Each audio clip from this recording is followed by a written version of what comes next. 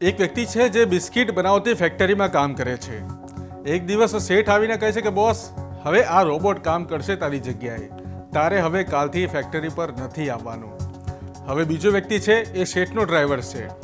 શેઠ ખરીદે છે એક ગાડી. સામે શોરૂમ વાળો કહે છે, સાહેબ રોબોટ વાળો ડ્રાઈવર જોઈએ છે, આટલા લાખ આપો અને રોબોટ વાળો ડ્રાઈવર લઈ જાઓ. બસ ખાલી રિપેરિંગ માટે સમયસર લેતા આવજો.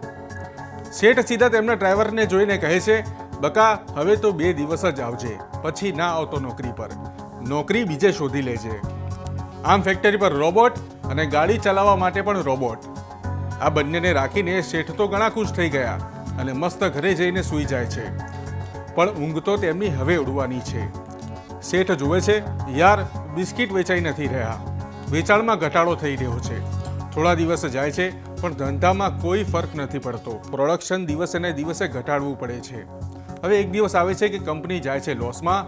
શેઠ કહે છે, યાર મારા બિસ્કિટ આટલા ફેમસ હોવા છતાં ધંધો કેમ પડી ભાંગ્યો. પછી તેઓ કરે છે આનું નિરીક્ષણ કર્યા બાદ ખ્યાલ આવે છે, આ તો ભાઈ લોચો પડી ગયો. મેં જેમ અનેક કર્મચારીઓને નોકરીમાંથી કાઢી મૂક્યા, તેમની જગ્યાએ રોબોટ રાખ્યા. આવું મારા જેવું અનેક શેઠ લોકોએ કર્યું છે. જે કર્મચારીઓને નીકાળ્યા છે તેમની પાસે એટલા રૂપિયા પણ નથી કે તેઓ મારી પ્રોડક્ટ ખરીદી શકે. પછી શું? શેઠનો ધંધો પડ્યો. શેઠ થઈ ગયા કંગાળ. પેલા ગાડી ચલાવતા રોબોટના રિપેરિંગ માટે પણ રૂપિયા નથી. ડ્રાઈવર તો 2 દિવસ પગારમાં મોડું થાય તો ચલાવી લે, પણ આ રોબોટ રિપેરિંગ વગર કેમનું ચાલે? તો મિત્રો, આવા દિવસો આગામી સમયમાં હકીકતમાં જોવા મળે તો નવાઈ નહીં. આ વાત માત્ર ફેક્ટરીને જ લગતી નથી, પણ કૃષિ જગત, ઉદ્યોગ જગત અને સર્વિસ સેક્ટર ત્રણેયને લગતી છે. મિત્રો, કોઈ પણ વસ્તુના સકારાત્મક પાસા અને નકારાત્મક પાસા 2 હોય છે. એમ એવી અનેક બીમારીઓ છે, એવી અનેક સમસ્યાઓ છે જેમાં આર્ટિફિશિયલ ઇન્ટેલિજન્સ અને રોબોટ ઉપયોગી સાબિત થઈ શકે છે.